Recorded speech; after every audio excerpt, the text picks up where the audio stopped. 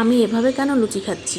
তো বন্ধুরা, আজ সকাল থেকেই প্রচণ্ড পরিমাণে বৃষ্টি হচ্ছিল, তার জন্য মনটা একটু লুচি লুচি করছিল। আমরা সবাই জানি যে বৃষ্টির ওয়েদারে খিচুড়ি এবং লুচি খেতে সবাই পছন্দ করি। তার জন্য আমি দেখুন লুচি করার জন্য সমস্ত কিছু নিয়ে বসে পড়েছি। প্রথমে আমি কিছুটা ময়দা, কিছুটা লবণ, কিছুটা চিনি, কিছুটা তেল একসঙ্গে নিয়ে ভালো করে জল দিয়ে আমি ময়দাটাকে মাখিয়ে নেব। অনেক দিন লুচি খাওয়া হয় না, তো তার জন্য ভাবলাম আজকে একটু করাই যাক, আর খুব খেতেও ইচ্ছা করছিল।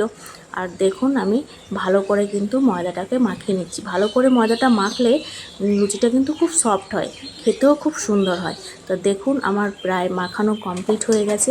এবার আমি কিছুটা টাইমের জন্য ঢেকে রেখে দেবো ময়দাটাকে।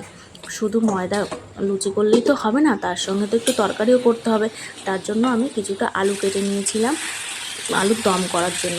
দেখুন কালারটা কিন্তু খুব সুন্দর হয়েছিল, খেতেও কিন্তু খুব অসাধারণ হয়েছিল। আমি কিন্তু কোনো রকমের গুঁড়ো মশলা ইউজ করিনি। এরপরে দেখুন আমি একে একে সমস্ত লুচিগুলো বেলে নিচ্ছিলাম।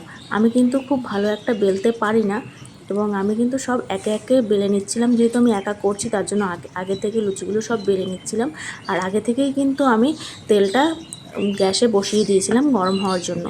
এরপরে দেখুন আমি লুচিগুলো একে একে সব ভেজে নেব। প্রত্যেকটা লুচি কিন্তু খুব সুন্দরভাবে ফুলেছিল, প্রত্যেকটা লুচি। আর খেতেও কিন্তু খুব সুন্দর হয়েছিল এবং খুব সফটও হয়েছিল। এরপরে দেখুন আমি এক এক করে সব লুচিগুলো ভেজে নিয়েছি। আমার লুচিগুলো ভাজা হয়ে গেছে।